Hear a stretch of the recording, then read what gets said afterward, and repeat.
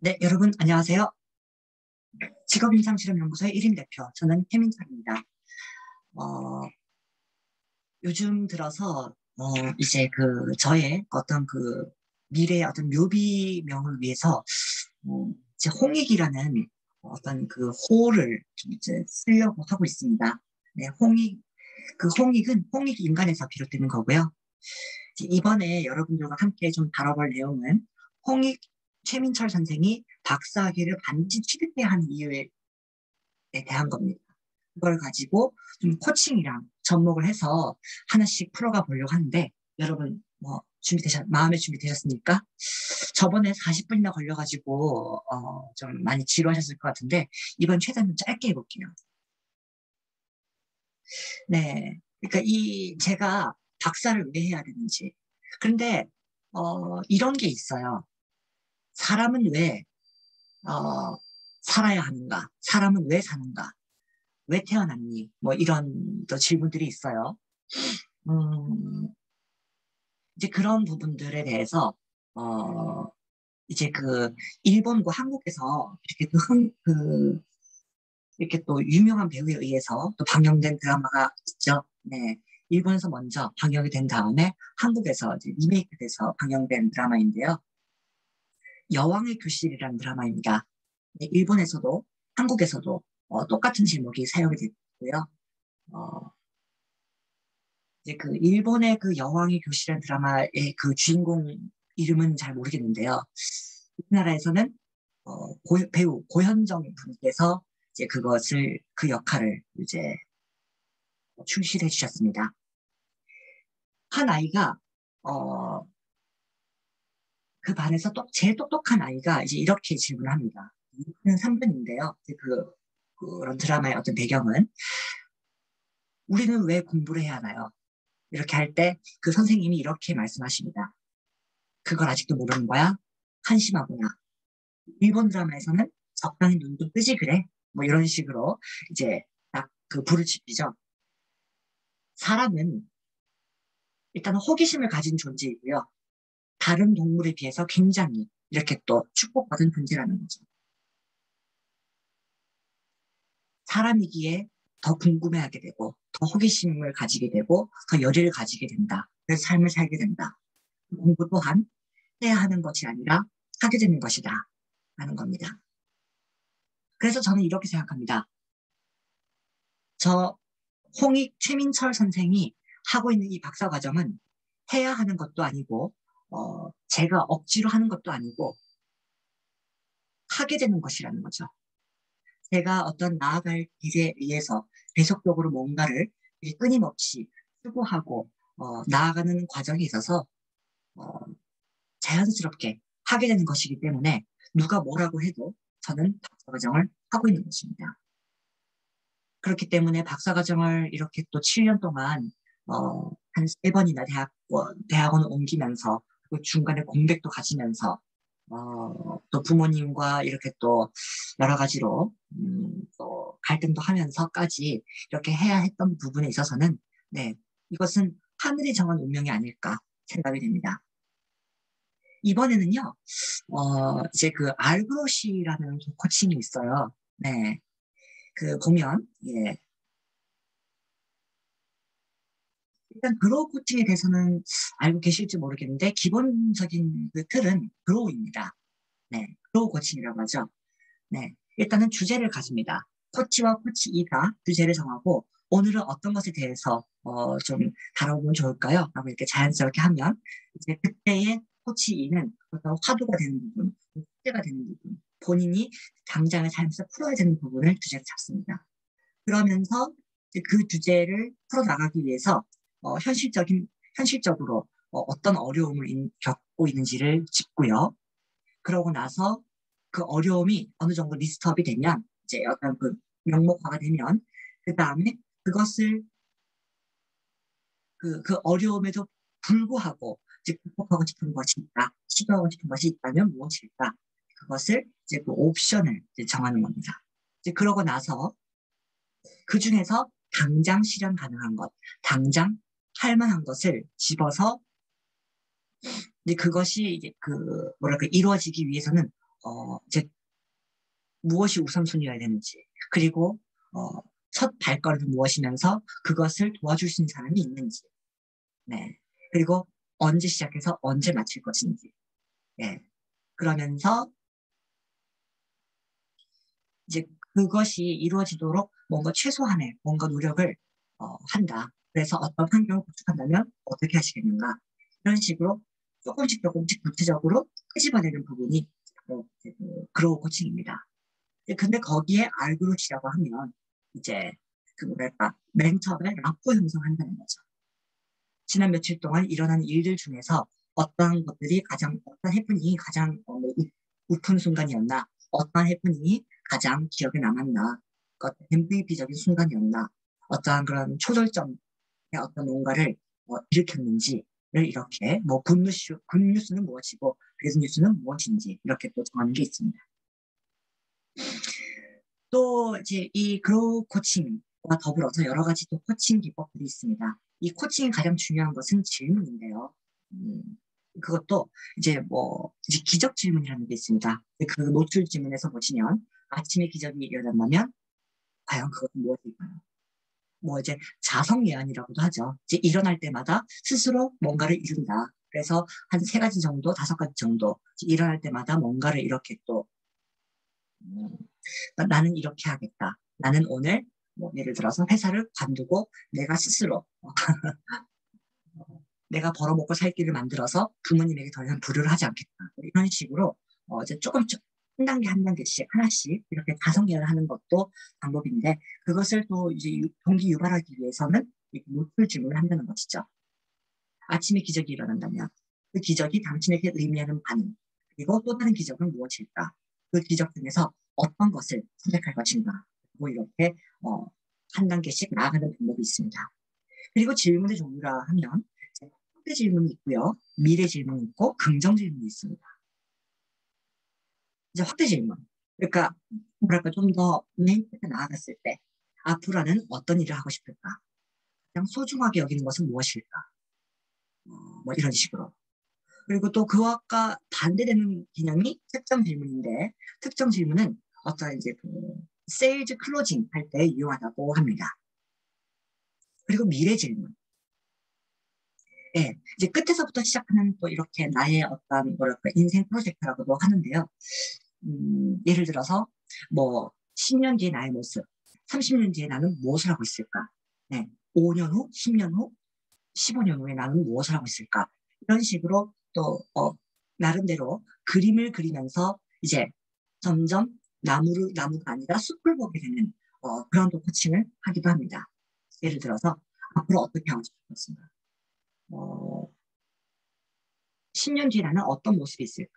그래서 그것을 완수하기 위해서는 어떤 그런 이제 한 단계 앞에 그런 관문을 거쳐야 하는 것인가? 그 관문들을 이렇게 구체화하면서 제 목표를 뚜렷하게 하는 것입니다. 그리고 긍정 질문. 어떻게 하면 순조롭게 이게 해결될 수 있을까요?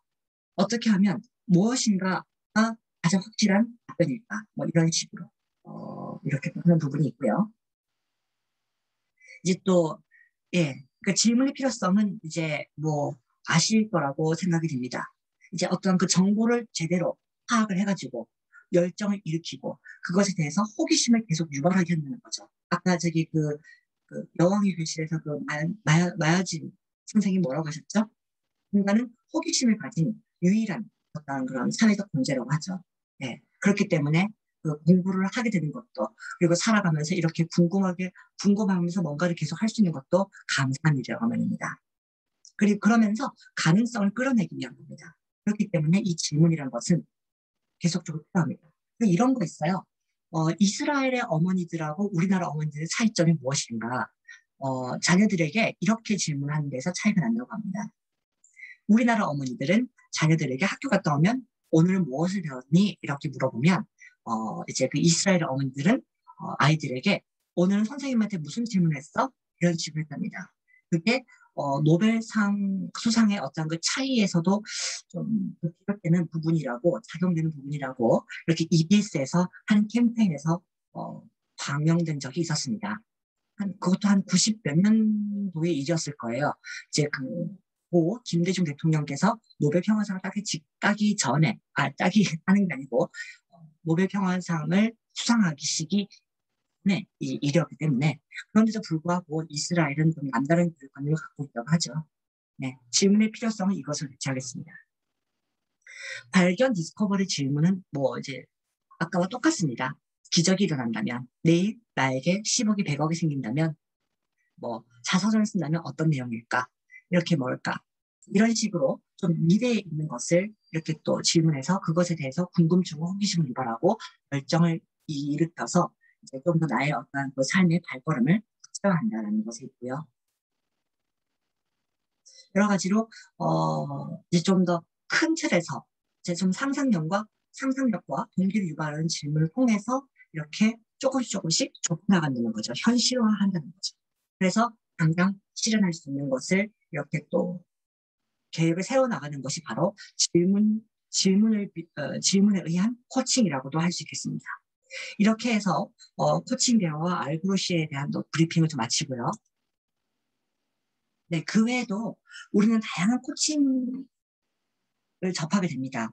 KLPC, KLMC, KLH, 그리고 코칭 요리를 통해서 우리는 여러 코칭 기법을 만나게 되고 접하게 되면서 그것을 이제 우리 것으로 만들어 나가게 될 것입니다. 네, 그리고 또 우리의 상황에 맞는, 우리의 어떤 역량에 맞는 또 코칭을 또 특화하게 되겠죠. 그렇게 해서 연마하다 보면 우리는 이제 이 CCC를 마치고 나서 그리고 좀 더 시간이 지났을 때에 능숙해졌을 때 나름대로 본인의 어떠한 그런 저기 이제 그 인성과 본인의 재능이 잘 접목된 그런 코치가 되어 있지 않을까 그렇게 한번 생각해 봅니다. 그 중에서도 이제 그 스마트 목표 수립 질문이 있어요. 네. 이제 그것이 내가 설정한 그 인생의 목표가 구체적인 것인지, 그리고 measurable, 측정 가능한 것인지, achievable, 달성 가능한지, relevant, 그것이 왜 중요한지, 그것으로 인해서 파급 효과가 무엇인지, 그리고 time based, 정말 중요합니다. 시간 목표를 정하는 것. 뭐 죽을 때까지 뭐 돼도 그만 안 돼도 그만. 네, 그것은 아니겠죠. 저로서도 지금 과제가 하나 있습니다. 제가 이렇게 스스로에게 유언을 남긴 게 죽기 전에 박사 과정을 포기하지는 않겠다. 뭐 이런 식으로 제가 유언을 남기긴 했지만 좀 더 저는 이제 구체화된 그러한 코칭을 또 실시한다는 거죠. 그리고 실행 책임, 챔피언 만들기. 이제 여기서도 좀 어치버블, 그러니까 달성이 가능한가라는 점에 이거 해서 이렇게 나아가려고 지금 강조하고 있습니다. 선택 목표가 이루어졌을 가능성이 100%인지 80%인지 이제 100%의 경우에는 그 목표를 위해서 상향 조정할 필요가 있고요. 80% 미만으로 나올 경우에는 달성 가능성이 희박하기 때문에 목표를 좀 더 현실적으로 구현해야 된다고 얘기하고 있습니다. 100%가 안 되게 어떤 그 방해 요인이 있는지를 이제 확인하고 그것이 발견되면 그것을 이제 백신으로 치료를 해서 새로운 목표를 이렇게 또 실현하게 만드는 것이 실행 책임 챔피언 만들기 코칭 기법입니다. 그 외에도 이제 그 뭐 성과 향상과 문제 해결 질문이라고 해서 목표자, 지필부, 무도 초점 이렇게 있습니다. 원하는 목표가 무엇인지, 현실 상황이 무엇인지, 생각할 수 있는 시도, 즉 자원이 있다면 그래서 어떤 것을 우선적으로 선택할 것인지, 이번 주에 집중할 것이 무엇인지, 가장 필요한 것이 무엇인지, 그리고 스스로 할 수 있는 것이 무엇인지, 누구의 어떤 도움이 필요한지, 구체적인 첫 발걸음이 무엇인지, 그것을 언제까지 완료할 것인지, 그러면서 언제 어떻게 점검할 것인지, 이렇게 또 지필무, 도처점 이렇게 또 의거해서 또 그것을 목표, 현실, 자원 이런 것과 결합해가지고 또 성과 향상과 문제 해결을 위해 나아가려고 하는 코칭 기법도 있습니다. 그리고 또 진척 관리 및 중간 점검의 질문 통해서도 코칭 가능합니다. 어떻게 가능하냐고요? 예를 들어서 성의도주의 이렇게 해서 성취한 것이 무엇인지. 네, 그러니까 그 코칭을 한번 해놓고 그 코칭하는 그 중간 단계에서 또 중간에 이렇게 성의도 주의 기법을 적용할 수 있다고 합니다.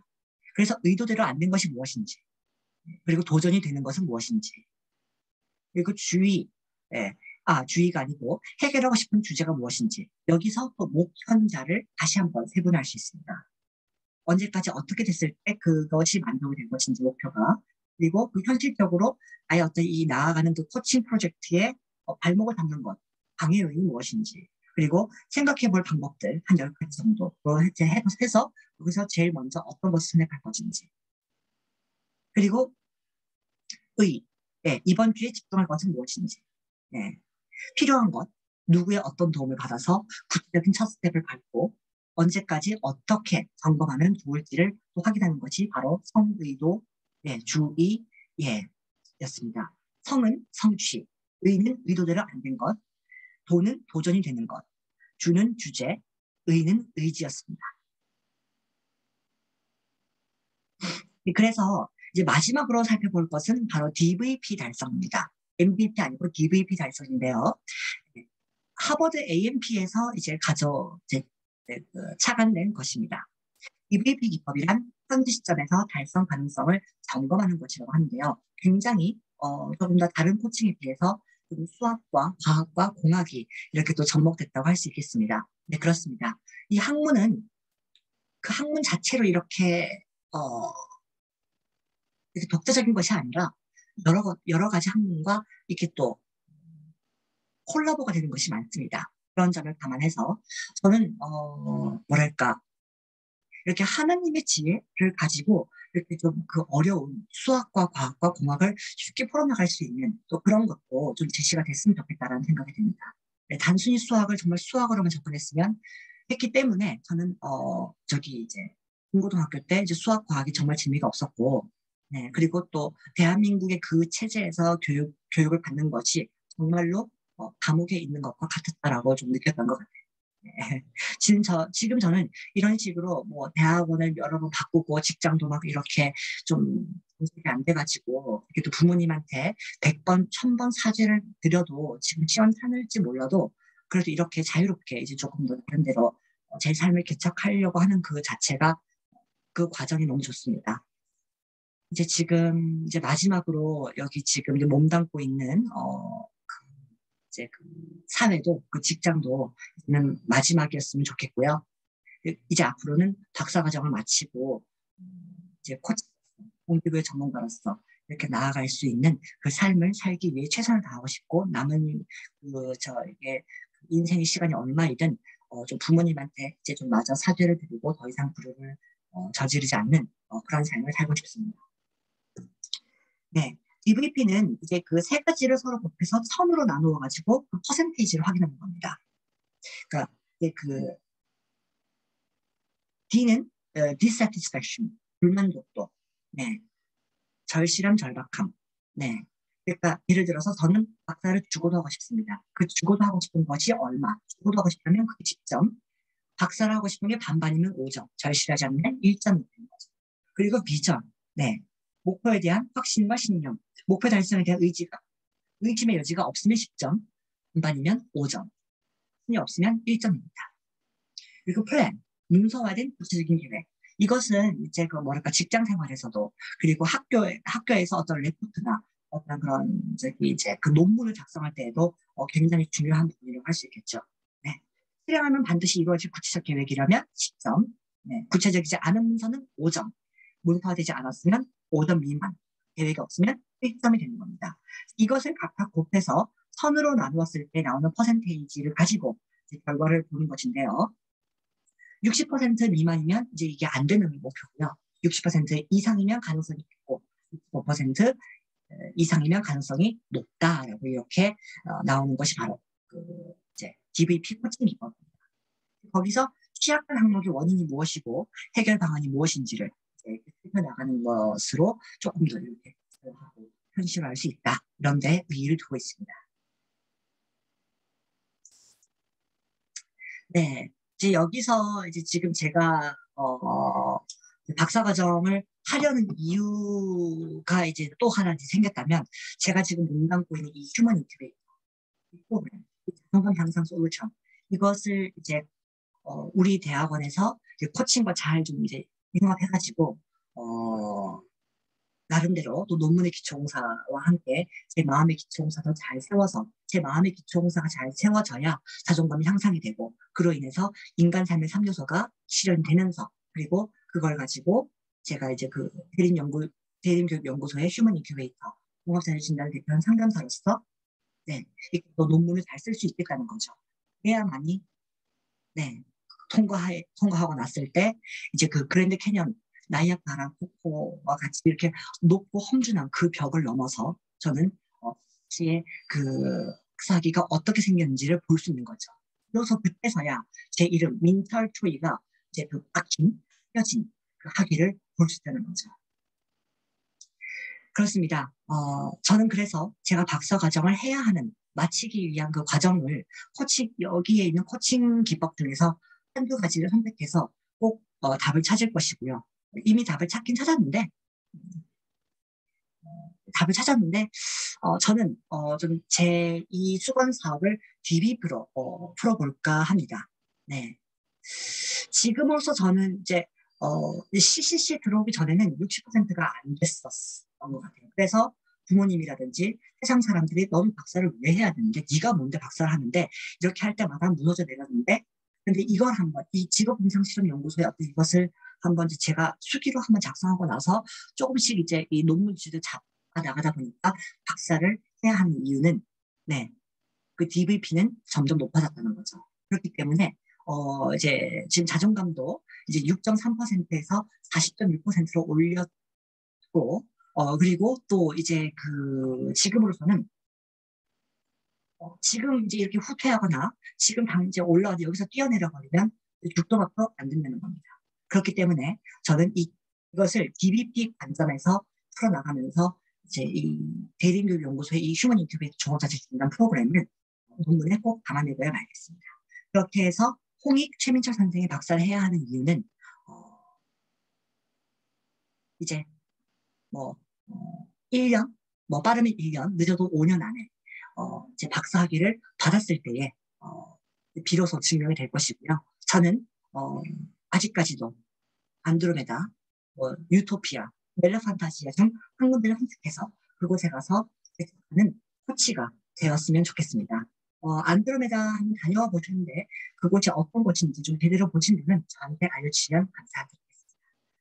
오늘로서도 이렇게 또 추운 날 저와 함께 해주신 여러분들에게 진심으로 감사드리고요. 또 코로나 또 2차 맞으신 분들은 또 지금 후유증 관리 잘 하시고 약 잘 챙겨 드시고 잘 챙겨 드시면서 몸조리 잘 하시고요.